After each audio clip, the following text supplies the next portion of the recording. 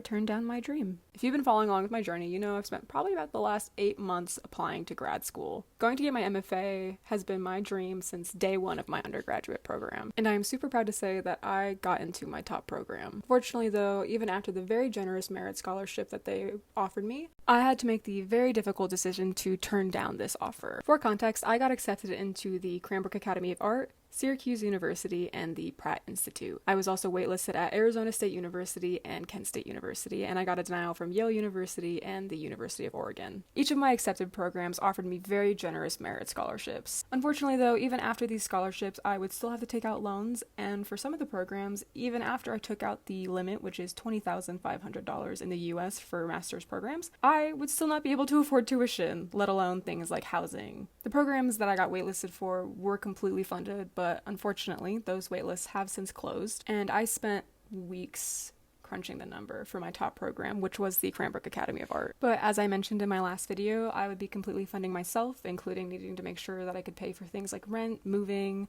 my materials, all sorts of things like that. And unfortunately, I realized pretty quickly that it's just not feasible at this point in my life. And it has been one of the biggest, hardest pills I've ever had to swallow in my life. I've had to take a lot of time to process and grieve this fact. Not going to grad school was just something that I never considered, let alone did I ever consider that I would be the one turning it down for any reason.